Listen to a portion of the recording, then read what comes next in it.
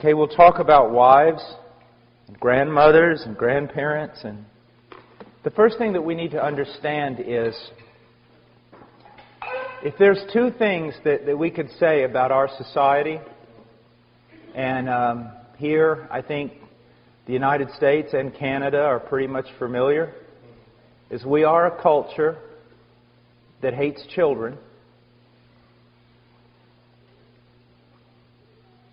4,000 in my country a day are aborted. They're starting to build even restaurants that are child-free, resorts that are child-free, condominiums, child-free. Don't want any of those children around. And we're also a society that hates women.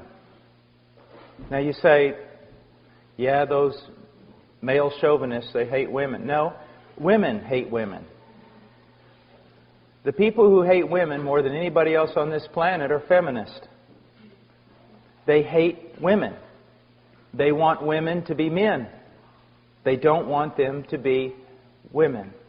And any woman who says, I believe that it is my desire to be in my home, to raise godly children, to support my husband in the endeavors that he has to go through in order to provide for our family, any woman who does that is considered a failure in our society. She's looked down upon, and I know that from personal experience. I know the things that my wife has suffered, the things that people have said, because, you know, they say, why don't you help your husband? And she says, well, I do. No, why don't you get a job? I mean, as a minister, he doesn't make that much money. You could provide other things. You could... What?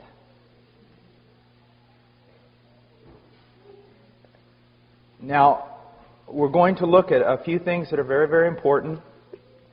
First of all, if we go to Genesis,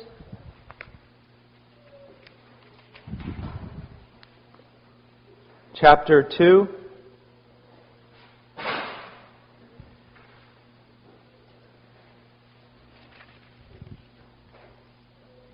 Says, let's go to chapter 1, verse 27. God created man in His own image. In the image of God, He created him, male and female. He created them.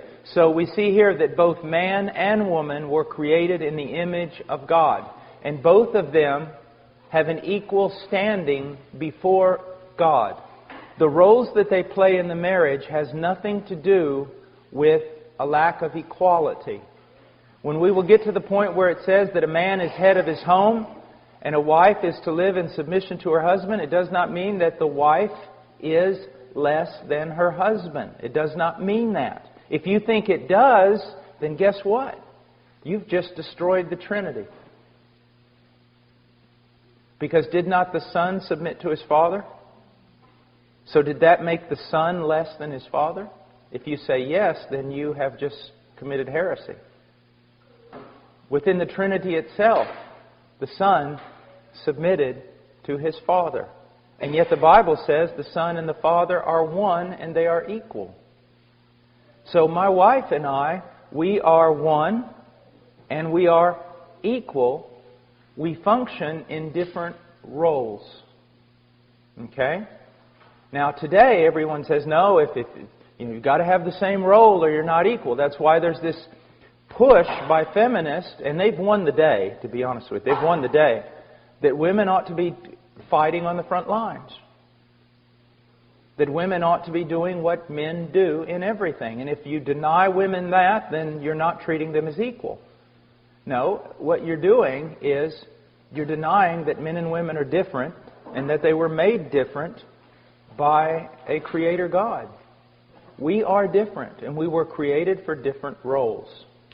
But we are equal. We're all made in the image of God. God blessed them in verse 28 and said to them, be fruitful and multiply and fill the earth and subdue it. That subdue the earth was also given to the woman. But there is a different role in subduing the earth. Now, I want to just for a moment, I want you to think, before we get to the idea of a woman submitting to her husband, I want you to just think about something. And this, men, this is also for you. let's say that there is a woman who looks at the biblical command of a woman submitting to her husband, and then she looks over at her husband. He's a guy who works all the time, but he works all the time not necessarily to provide for his family. He works all the time, and then he's with his buddies, and then he's getting all kinds of things for his hobbies, and he's all about what he likes to do. And in doing all the things he likes to do with all his buddies, he's basically neglecting his wife and his children. And a woman looks over at that and says to herself, I got to submit to that? To a selfish boy who basically lives for himself? That can really make a woman bitter. Now, but if a woman looks over and sees a man, and imprinted upon his face is, hallowed be thy name, thy kingdom come, thy will be done. She can look at him and she can still become embittered. Why? Because he can say that and basically say the same thing. I got to neglect you and our children because I'm all about the kingdom of heaven. How many pastors' wives have become embittered because the husband has sacrificed his family for Jesus' sake? Okay? And that's amazing because Romans 12:2 says that the will of God is perfect. And what it means is this: you don't have to disobey some of God's commands in order to obey the other ones. So you don't have to disobey what God commanded you to do with your wife and children in order to obey Him and what He commanded you to do in the ministry. But if a woman looks over and sees a man, and the man is, thy kingdom come, thy will be done, hallowed be thy name, and he begins to live that out within his closest relationships, that he strives that the kingdom come in his wife in fullness of joy, and he strives that the kingdom come into his children, and the woman sees that he sacrifices friends, hobbies, everything else for the sake of blessing his family, then a woman looks at a man like that and goes, with a twinkle in her eye, and says, yeah, I can follow a guy like that who is selflessly giving himself away to his family. Sure. Do you see, men, again, the responsibility of leadership? You're saying, well, you're talking about us again. We wanted you to yell at our wives for a while. But see, again, if you're going to be, you know this, some of you men are over other men. You have jobs that place you over other men.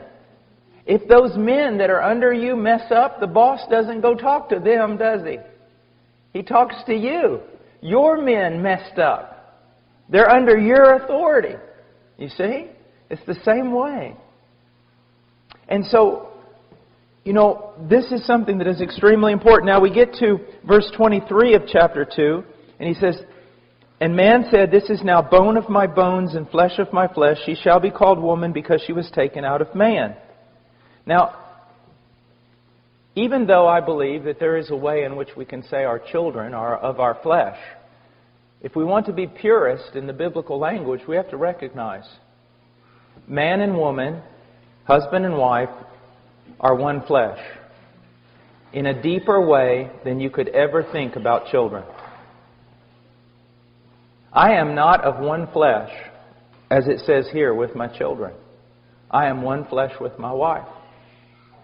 Now, someone can think that they've been a wonderful mother even though they've been a failure as a wife, and that's not true.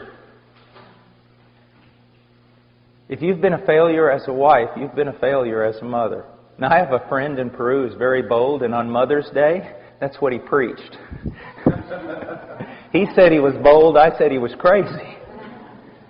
But the greatest thing that my wife can do for her children is to love her husband and respect him. Why should children respect their father when they see that the mother doesn't even respect their father? Now, so we're one flesh. It's the highest and most important relationship. And I am not a good father if I jump over the mother and dedicate myself to the children, which is very easy to do. Now, men, one of the things that, again, is very important is oftentimes, as men, we're usually a bit more independent. And so, And some of us very independent. So we think, I'm handling my spiritual life. I'm an adult. My wife ought to handle her spiritual life too. Well, even though your wife may be very godly, she was not created for that. She is a woman who can grow before the Lord in her own right without us. That is true. But she was also made to grow with us and under our guidance and under our example. And when we neglect that, we are neglecting something that's very, very important. The fact that men and women were made by God to be different. Now, why did He make us this way? Because marriage is not ultimately about marriage. Marriage is ultimately about us representing the relationship between Christ and the church.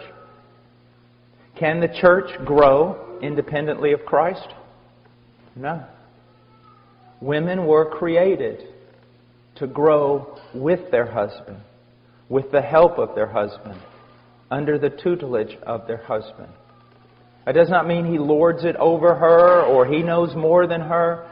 But she was just made for that reason. You leave her alone or think that she's strong and can make it on her own, which is oftentimes my sin, and you're going to mess up the whole thing of what God is wanting to do. Okay? Now, we go on and let's go ahead now and go to Ephesians 5.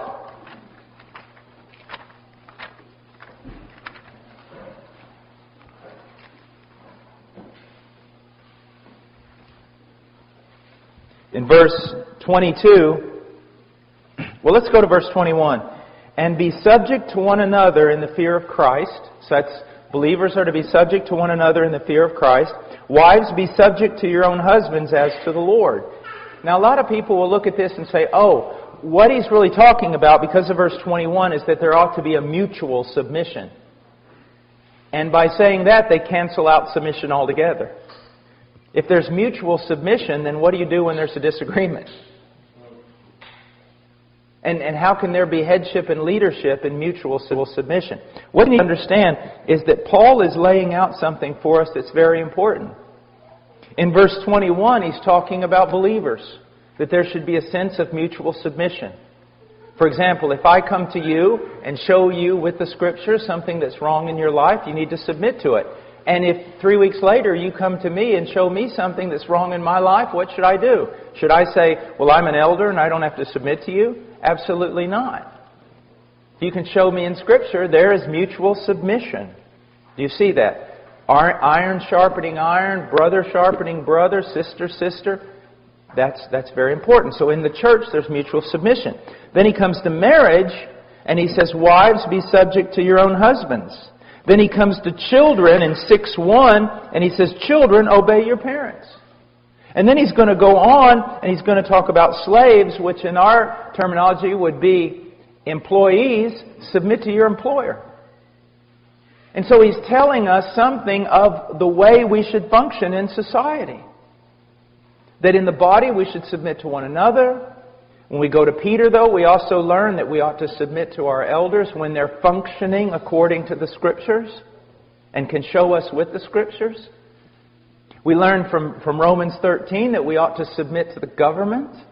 We ought to pay taxes and things like that. Well, here we're learning that in the context of the family, wives, be subject to your own husbands as to the Lord. You do it for the sake of the Lord. Now, let me just show you a practical way in which this works. Let's say that a big decision has to be made in our family. And I look at that big decision. I don't just make the decision. Say, well, I'm the boss. No. What I do is, my most trusted counselor with decisions regarding my family should be my wife. So we have to make this big decision. I go and talk to my wife. I want to hear what she has to say. And if we're in agreement, bam, okay, let's make the decision. If we're not in agreement,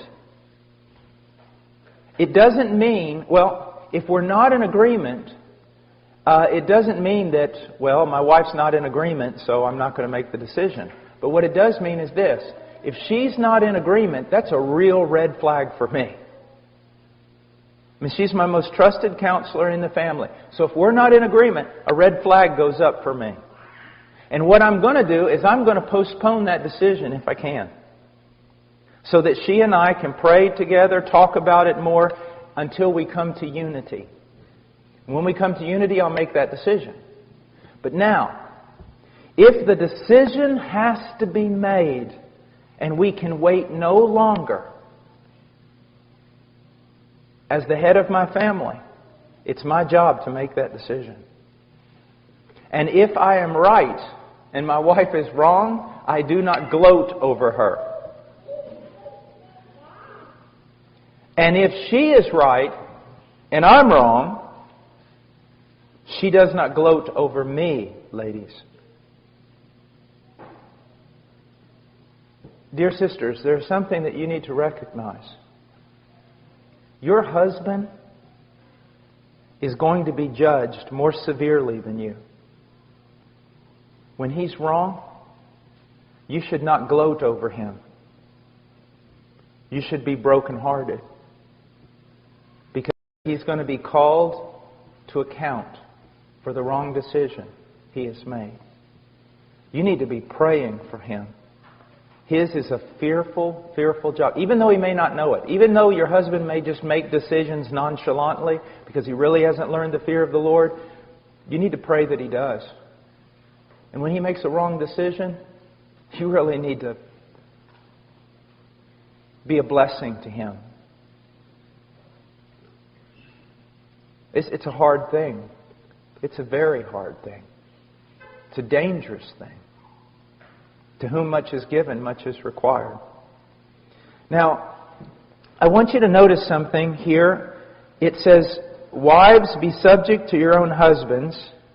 And then, in the end, in verse 33, it says, "Nevertheless, each individual among you also is to love his own wife, even as himself, and the wife must see to it that she respects her husband." Now, it's interesting here that it doesn't say that wives are supposed to love their husbands.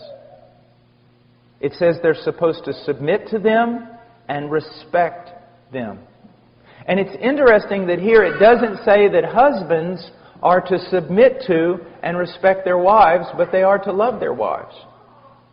Now, that does not mean that husbands are not to respect their wives, or that women aren't to love their husbands. That's not what it means. But it does tell us something that's very interesting.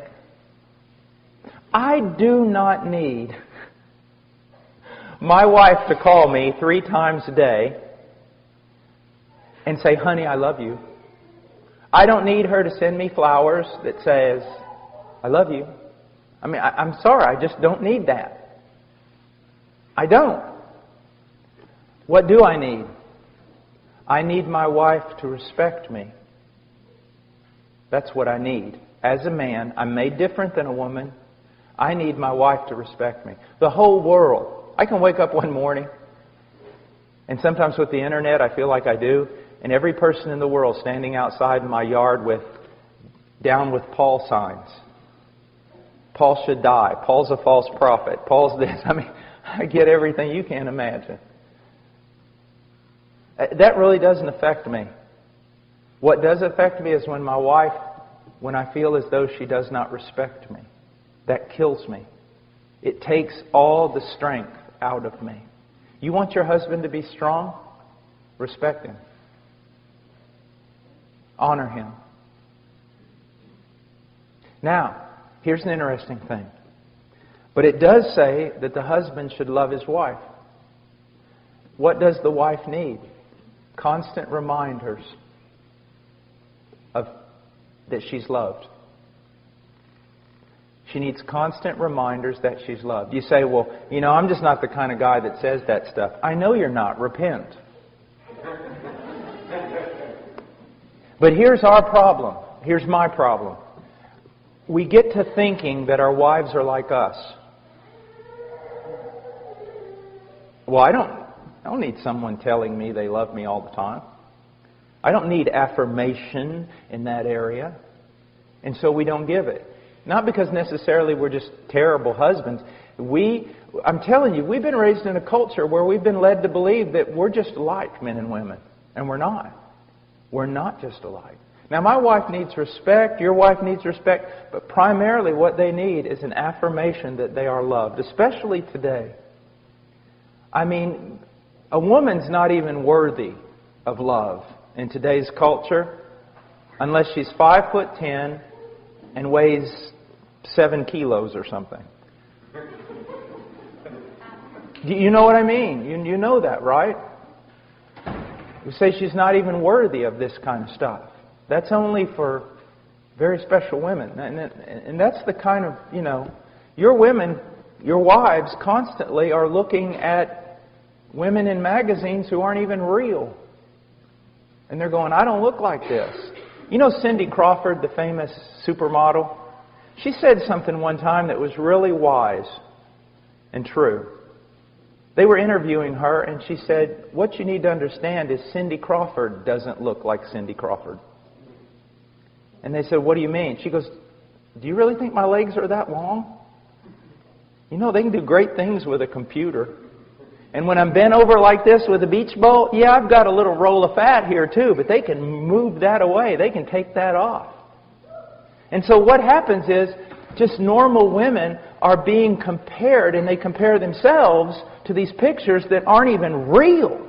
Not even the supermodel looks like that. And they walk around going, how could my husband love me? And then, if they walk in the living room, and the husband is watching a television show where the women do look like that, don't think, man, that doesn't impact your wife negatively. That it doesn't make her think again, am I even loved? So we need different things. We need different things. Now, there's what's amazing about this passage is it only really tells the woman, just be submissive to your husband and respect him. And the whole chapter is about men and how they're supposed to die to themselves and love their wives as Christ loved the church. So, again, we see that the greater responsibility is where? It's upon the woman. Upon the man. It's upon the man. Now, I want us to look over, like I said, this is so full of truth. It's unbelievable. But we just don't have time to catch everything. I want us to go over for a second to 1 Timothy chapter 2, verse 9.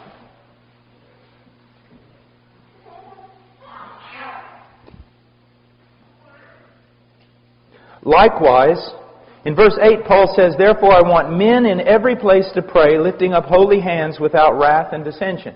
All right, now notice, men are prone towards wrath.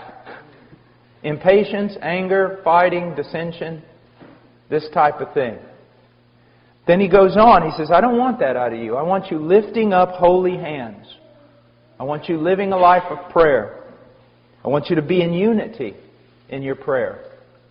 But now he goes to 9, he says, likewise, I want women to adorn themselves with proper clothing, modestly and discreetly, not with braided hair and gold or pearls or costly garments.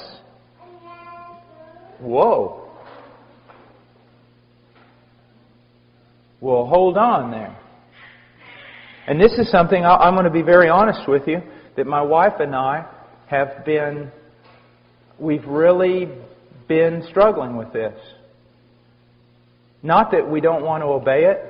We want to make sure we know what it means. Because what does it mean? Because we've been given some terms here, and they're not, we almost look at this and say, why didn't you give us more? Give us a rule. Give us, something that we can just follow. But I want you to look at some things. I want you to see, first of all, likewise I want women to adorn themselves. Now, he wants women to adorn themselves. Okay? So adornment's not bad. But that adornment, we're going to see, is in verse 11. In verse 10, it's good works, godliness, a quiet and submissive spirit. Now, but let's go on. He says, I want women to adorn themselves with proper clothing. That tells me that there is clothing that's improper for a Christian woman. All right? I mean, that's just logic. There is clothing that is improper for a Christian woman. Now, he says, the clothing must be modest. Modest. This is very important. It's literally proper clothing with modesty is the way it goes in the original text. So, with modesty. My wife has a really good thing that she says, and she goes, if your clothing is a frame for your face from which the glory of God is to shine, it's proper. If it draws attention to your face. If your clothing draws attention to your body, to outline it, to make it noticed, then it's sensual. It's sensual. What you're doing is wrong. Now, I want to step off for just a second. Women, you need to understand something. Men are not as dumb as you think they are. My wife and I have a friend in Illinois, and she's a very pretty lady. Very pretty. And if she walked in that door right now, every man in this room, if he turned and saw her, this is what they would say. Well, that's a very pretty lady. That's a very elegant lady. That's a beautiful lady. And that's what they would think. But ladies, there are also women that aren't half as attractive as that lady I just described to you, either in their face or in their body, and they could walk in that door, and the moment every man heard the door open and he looked over there, if he was a godly man, he would have to go like this. Because it's not beauty, it's sensuality. And even though you can't exactly write down the rules and put it all on paper, when you see it, you know it. There is a difference between beauty and sensuality. And God is not against beauty. He is against sensuality. In Philippians, we are told to think on things that are excellent, that are noble, that are just, that are right, that are true. The way a woman carries herself and the way she dresses ought to promote the following types of words: modesty, discretion, wisdom, beauty, elegance, refinement, but not sensuality, luxury, extravagance. You know, extravagance, ladies, is when your husband wants you to take off your earrings so he can make them into lures to catch northern pike.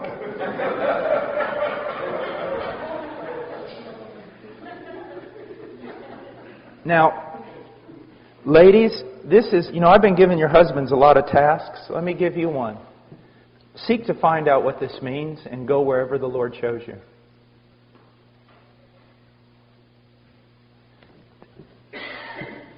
There is nothing more attractive than a woman who has this look of wisdom and discretion and nobility and simplicity.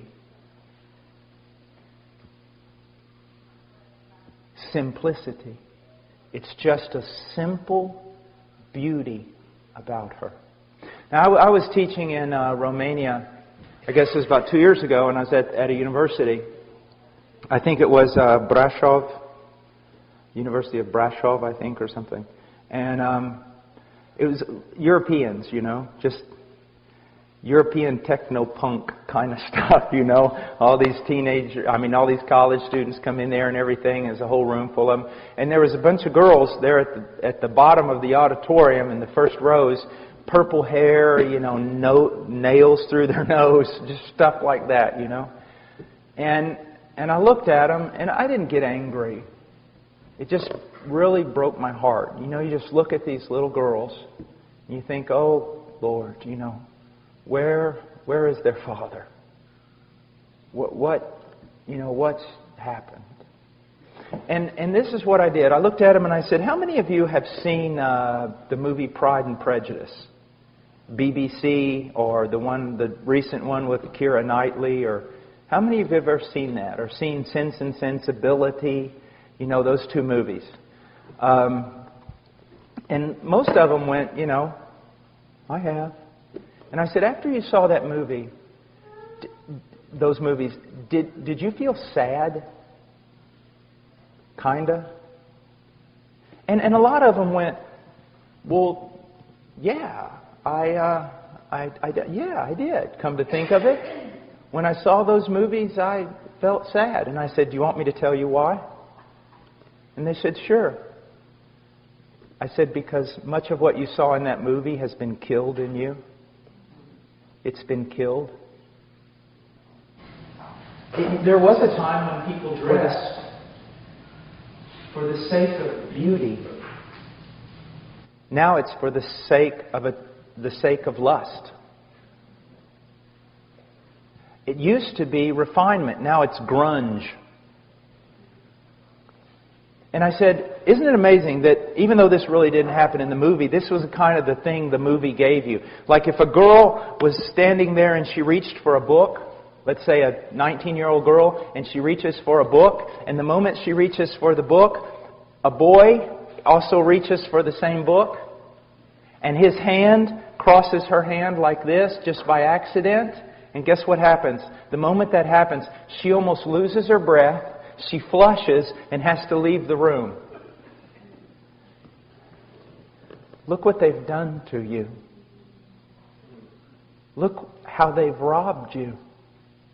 And you've allowed yourself to be robbed. The young man, his heart's beating and he doesn't even know what to do. Just jumps out of a window. The young girl is all flush and she's just feeling all these emotions that are just about to explode in her heart, and tenderness and innocence and all these things that have been killed in you, young lady. They've been killed. Sin causes death all the time. It kills everything. It kills beauty. It kills poetry. It kills refinement. I would challenge you to get into the Scriptures, and it is a difficult task, because you start asking yourself a question, well, what is it? What is masculine? I mean, does it mean I can never wear pants? Does it mean this or that? Those are very hard questions, and you know what? You need to have a lot of grace, because when the Scriptures do not say something specifically, you better not be putting your specific rules upon people. Be very careful here. And as you know, I mean, my wife's here. She doesn't dress like a Puritan or something. But at the same time, I can tell you that she and I are in a transition. Because we've honestly, you get around to trying to look at different aspects of your life. And one of the things is, what is it supposed to look like to be a feminine, beautiful woman with discretion and wisdom and nobility? And you could dress a woman in a skirt that went all the way down to her heels, and she could still be sensual and ungodly. I mean, nothing's going to cover up a wicked heart. But how should the daughters of God dress themselves? And some people have gone really, I think the other side, and they just wear, denim skirts and white tennis shoes and, put their hair a certain way, and everybody's a homeschooling mom. I don't think that's what the Scriptures had intended either. But I will tell you this. Take simplicity. Take modesty. Take discretion. Put within that beauty and elegance. Throw away from it all sensuality and luxury and extravagance, and try to find, where does the Lord want you to be? And I'll tell you this, just as a man. A woman who most people would say is not that attractive in her face or in her body. If you see nobility in her, if you see discretion and wisdom in her clothing, in her way of being, it is attractive. It is pleasant. It is. It is. A noble, virtuous woman who just doesn't have it on the inside, but it affects the way she dresses, it affects the way she holds herself. And young ladies that are here, man,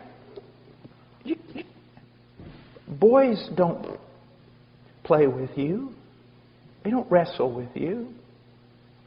They don't come up and grab you around the neck.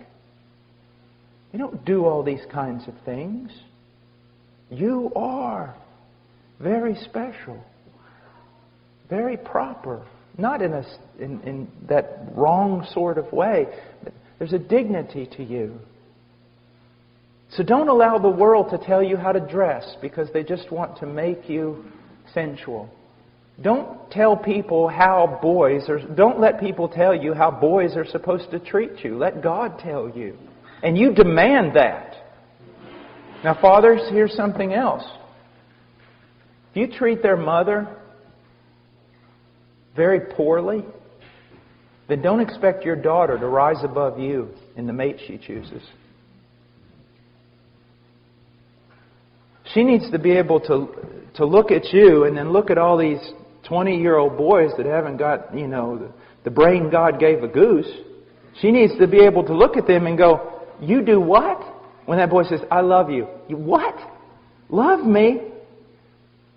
You can't even spell the word love. Go look at my dad. Follow him around for 2 years. He'll show you what love is all about. Do you see? Guys, we do such a disservice to our daughters. We all do. When we neglect their mothers or treat their mothers common. So don't be angry one day when some guy comes along and treats your daughter as common. Now, look what it says here. It says, not with braided hair or gold or pearls or costly garments. Now, does this mean, as some has interpreted, a woman can never braid her hair? Well, if you go into the Greek world, you will see some braiding that went on that literally, it was frightening. The woman looked like Medusa. I am not kidding. They braided hair they would spend days braiding this hair up. And it was going all over the place. It looked like snakes coming out of her head. That's what Satan will always do to a culture. What he's talking about here is not that you can't braid your hair. He's talking about just the simplicity of it. Not extravagant. And then there's gold and pearls or costly garments. Now, what does this mean? Well, I see that the servant of Abraham gave Isaac's bride some costly bracelets, some rings for her nose. Go figure. So that wasn't treated as an ungodly thing. I think it goes back again to extravagance. Extravagance. And costly garments? No. Women should not be preoccupied with spending a lot of money on clothing. But you know what? A wise woman, a noble woman, can take a little bit of something and make it look pretty amazing. Remember the Proverbs 31 woman? She didn't just dress her household. She herself dressed in purple. But it was a frugality. Like one time when Chad and I were on our honeymoon, I wanted to really I'm going to buy her something. So we go in this clothing store and there's this dress or skirt. I don't know the difference between a dress and a skirt. What was it? Was it a skirt or a dress? Skirt. Okay. I just don't know. I just can't figure that out. Or it's a skirt. And it was really pretty, and it just kind of went down long. It was really pretty. I said, "Why don't we get it?" She looked at the price tag. She said, "It's $85. We're not buying this." I said, "Good. I didn't know they cost that much." But guess what? A few weeks later, she found the same skirt, different color, exact same skirt, with the price tag still on it, in a Goodwill, I think it was, for $5. And I was like, praise the Lord. You know, I'm like, here, honey, here's $10. Don't spend it all in one place. But it's amazing what a wise woman can do with almost nothing. And it's also amazing what a woman with no wisdom cannot do with everything. It's just amazing. And so, you know, and it comes down, you know, people always ask me, is it a sin for women to wear makeup? And I say, brother, it's a sin if some women don't wear makeup. An old preacher said one time, it never hurts to put a little paint on an old barn.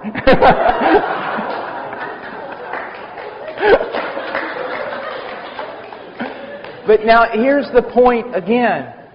You can see when a woman uses makeup and there's discretion.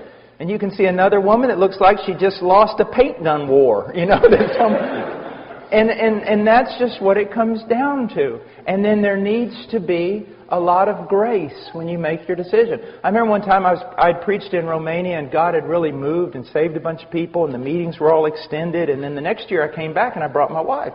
My wife had some little earrings in and things like that. And this Romanian woman walked up and she goes, Brother Paul, you preach power of God in your life. How could you be married to a woman like this? And I was like, I'm stepping back because there's going to be a fight. And my wife was so wise. She got her in a headlock and pounded. No, I'm just kidding. This lady who said this was about 25, 30 years old, 25.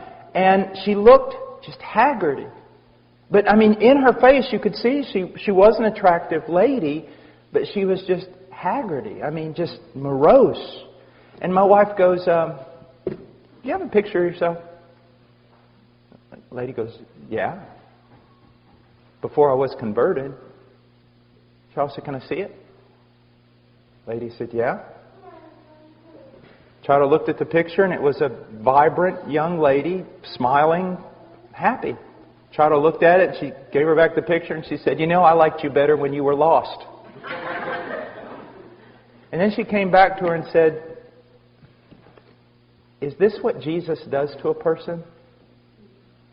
Kills their joy? Makes them mean-spirited? Okay, you don't have any makeup and you don't have any earrings on.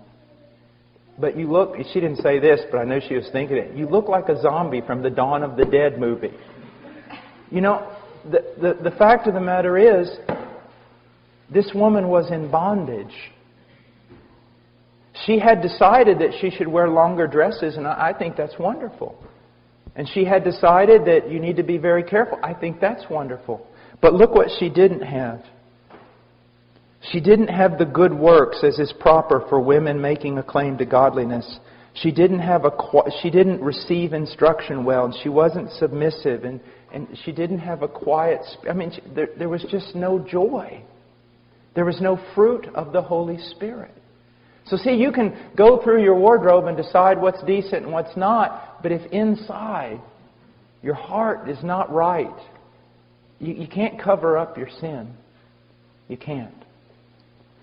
Now, I want us to look over at 1 Peter chapter 3.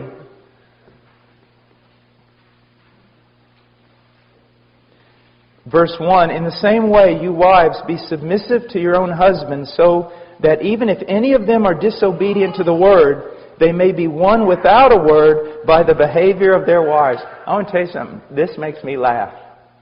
You think God isn't all wise? God, look what He says.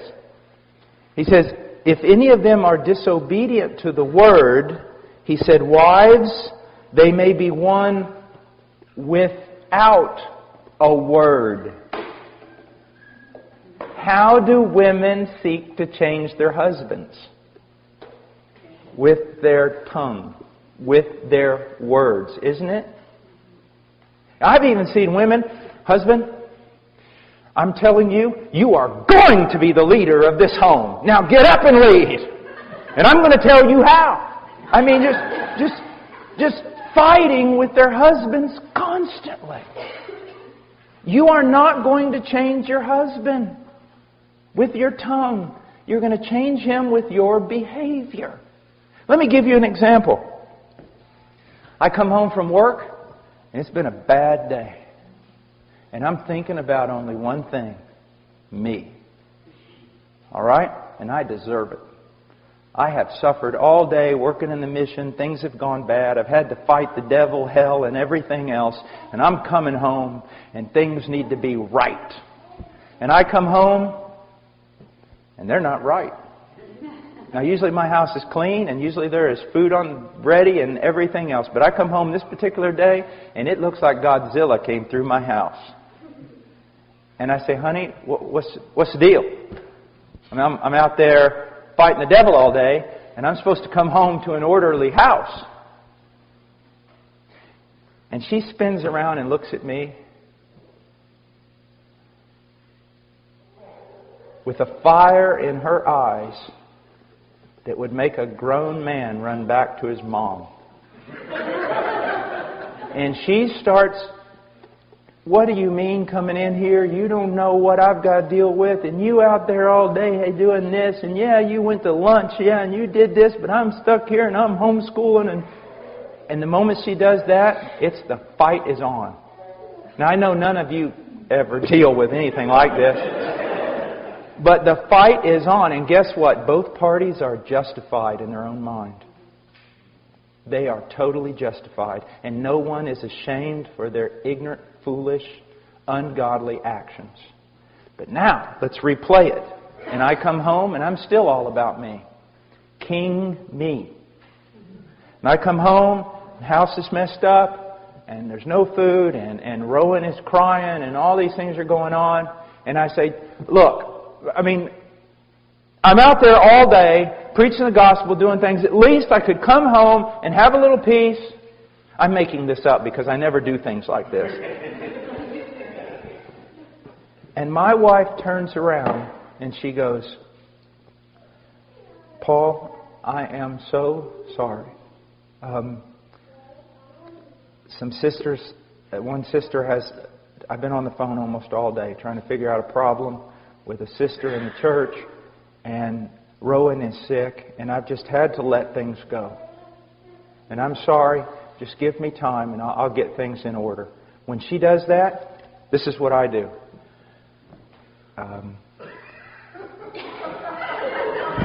I go outside, go into my workshop, find oak is usually the preferable wood that you want. But hickory also is a good wood to use. And you take it with both hands like this, and then you go wham, wham, wham, wham. And then you crawl back into the house and you ask for forgiveness. Look what she's done. She couldn't beat me with her words, but she beat me with her behavior.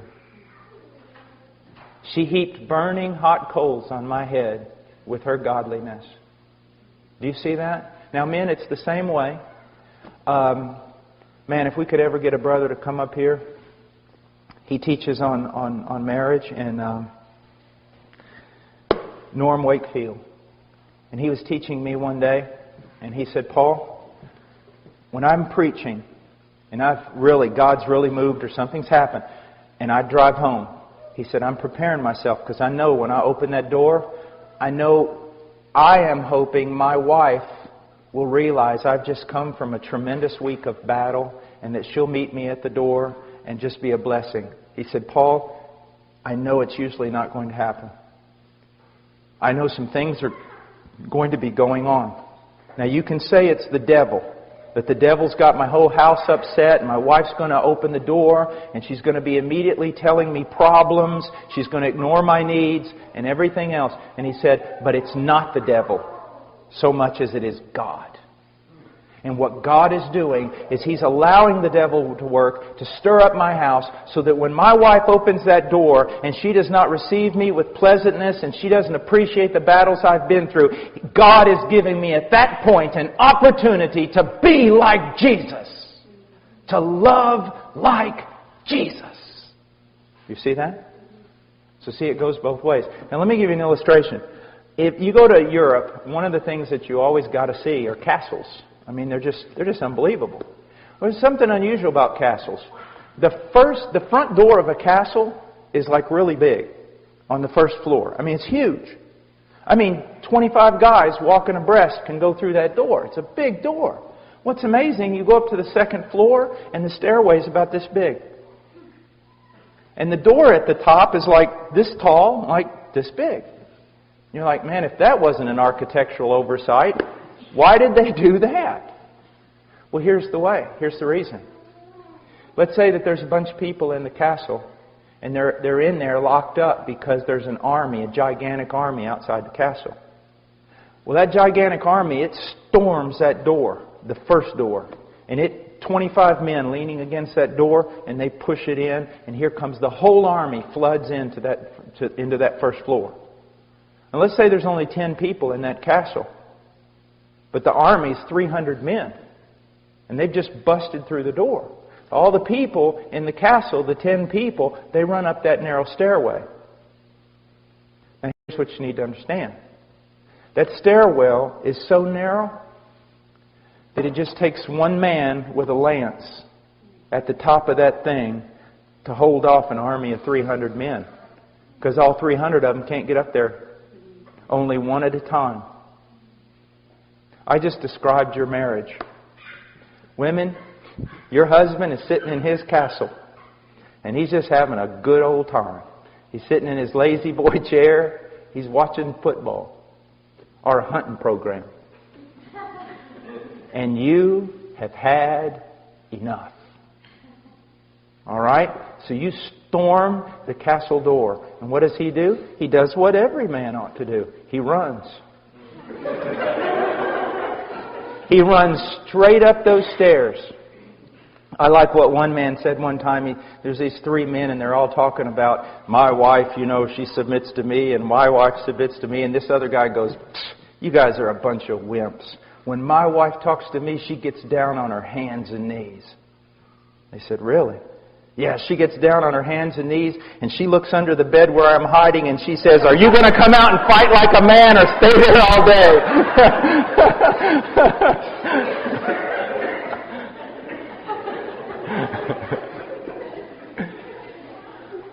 But here's the thing, wife. Your husband sees you, sees that double-edged sword coming out of your mouth, and he runs up, and he's got his lance, and you coming up that stairwell. And you're coming up that stairwell fighting with him. That tongue of yours is moving like a weed eater. And the whole time you're giving him the rights. You're just telling him the way it ought to be. The whole time you're doing that, you're also praying. God, why don't you help me with this man? God, why don't you help me with this man? God, why don't you do what you need to do? Why don't you change this man? God, I can't understand. And every time you say, God, why don't you help me with this man? God's going, get out of the way. And you're like, oh, I'm not getting out of the way. And you just keep fighting. God, why don't you get up here and help? God goes, there's room for only one. Get out of the way. And you won't get out of the way. Because you'd rather just wag that big dangerous tongue of yours than you would get out of the way. I thought about writing a book. I'm still thinking about writing a book to wives on how to act in such a way so that God will kill your husband. I'm just afraid it'll be a bestseller and we'll have a lot of men dying. But you remember what God says in Romans? Well, in Romans 12, give place to the wrath of God. Get out of the way. He says, don't deal with your enemies. Don't fight fire with fire. If someone does evil to you, don't do evil back. Just get out of the way. And what God is telling a woman is this. Continue in your godliness. Continue in your quiet spirit. Seek to honor Him as much as you can. And call out to me. And I will be your help in the day of trouble. God changes people. And this works the same way with husbands, except more so. Husbands, you are called. The wife is never really called to be an example to her husband. But the man is called to be an example to his wife. You want your wife to change? Be an example. Be an example. And brothers, you know, I hate teaching this because it just points out my own errors. But I'm not teaching it because I live it perfectly. I'm teaching it because it's true and I need to hear it every day. And so do you. And ladies, it's the same thing. So do you. You need to hear this. He says, without a word by the behavior of their wives as they observe your chaste and respectful behavior. Again, look at this. Your adornment must not be merely external. And the word merely in Greek is not there. But he's saying your adornment must not be external, braiding the hair and wearing gold jewelry or putting on dresses. You know, this comes out of, in a sense, of Proverbs. A woman without discretion, even a most beautiful woman without discretion, is like a gold ring in a pig's snout. And young guys, listen to me. Do not... If you are led into marriage because of the sensuality of the girl, you will hate yourself in the end. You will hate yourself. But if you're led into it by her virtue, her intelligence, her godliness, you will find a mate for life. Now, he says, but let it be the hidden person of the heart with the imperishable quality of a gentle and quiet spirit, which is precious in the sight of God. Women, I've seen women, act like street brawlers. Come on, you want to fight? Is that all you got? No, that's not the way they're supposed to be. A gentle and a quiet spirit is the thing that will most disarm your husband. Now, again, let me say this. I'm talking in regard to just a normal marriage with its normal problems. I'm not saying that a woman who has a violent husband who's putting her life in jeopardy ought to just stay there and be a punching bag. Not at all. And the pastors and elders should not just stand there and say, you need to go back to your husband. They need to protect this woman. She's a daughter of God. They need to treat her as their own daughter. And those pastors, if there's a sister in the church being abused by her husband, they need to stand in even if it means they get punched. It's what pastors do. Or it's what they're supposed to do anyway. Just find it amazing how many pastors will send women back to a horrible, abusive relationship and tell them to do the will of God and do nothing to protect them. Jesus never called us to that kind of absurdity. But in a normal relationship with our normal problems, just getting mad over nothing like most of us do. Now, there's so much to say here. Let me say, it hurts me because this is like 7 days we could be talking just about this women thing. And let's go to the Song of Solomon. I want to talk to the young ladies, but this applies to everyone. Men, it would do you well to read the Song of Solomon. It would do me well because of all the beautiful things that is said here that to us seem just too goofy. But it's just because as men we're just so hardened. Look at the things that are found in the Song of Solomon. Verse 1 of chapter 4, how beautiful you are, my darling, how beautiful you are.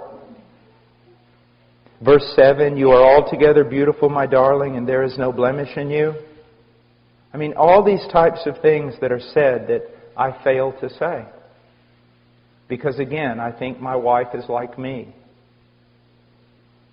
Now, I want you to just look at something from the Song of Solomon again. Look at verse 9. You have made my heart beat faster, my sister, my bride. You have made my heart beat faster with a single glance of your eyes. There was a time when that was true. There was a time, guys, when you acted like peacocks strutting around just to get your wife to look at you. You saw that she looked at you and you almost fell over backwards. It's just like with the Lord, isn't it? When we first met the Lord, and if He showed us anything in His Word, we were so excited we didn't even know what to do. And now He shows us things we don't even want to hear. There's something terrible about being in a relationship when it turns common. Now, another thing I want you to look at here in verse 9. He says, you have made my heart beat faster with a single glance of your eyes, with a single strand of your necklace. Now, you say, Brother Paul, what does that mean? Well, first of all, let's look at it as with Christ and the believer. He says, you're altogether beautiful, my darling. Why? Because He shed His blood for her and cleansed her. Notice that He did not die for a perfect bride. He died for a soiled one, and He made her perfect. Husbands, that's a good thing, isn't it? It's a very good thing. Also, husbands, you think your wife doesn't love you like she should? Guess what? It's your fault. You say, why is it my fault? Listen to what the Bible says. We love Him because He loved us. It's not that we loved Him, but that He loved us. And because He loved us, we now love Him. That's the relationship between a man and his wife. A husband and a bride. The church loves Jesus, the church loves Jesus because Jesus loved her first. And the church was won by that love. Isn't that amazing? And he says, you have made my heart beat faster with a single glance of your eyes, with a single strand of your necklace. Here's the problem. She's a shepherd girl. Shepherd girls don't have necklaces. So look at what's going on here. Jesus looks down at His bride and says, you're beautiful. The necklace you have is beautiful. What you're clothed in is beautiful. And guess what? Everything she wears and everything she is clothed in came from Him. So He gave her her beauty. Now, same way, we give our wives their beauty.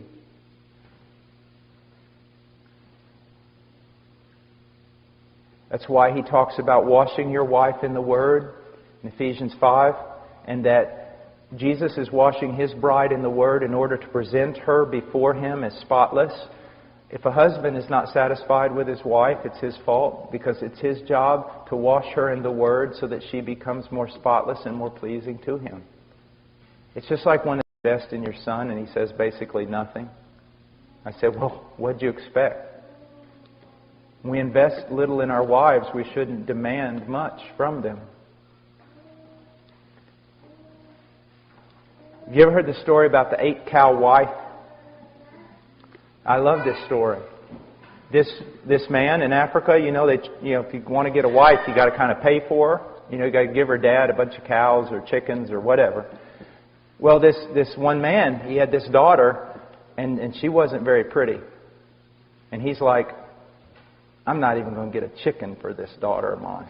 And she's not pretty at all. And one day, this guy shows up, and he goes, I want to marry your daughter. I want to marry your daughter. And he goes, what? He says, I want to marry your daughter. Dad goes, you're kidding, right? No, I want to marry your daughter. And he's like thinking, I wonder how much I'm going to have to pay this guy so he'll marry my daughter. And he goes, well, what will you give for my daughter? And the highest price you could give was 8 cows. That was the highest price. And so this young guy goes, 8 cows.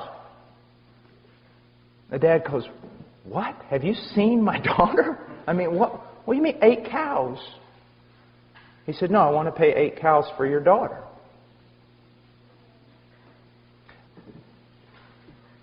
And so he did. And it was the talk of the town. And talk of everybody.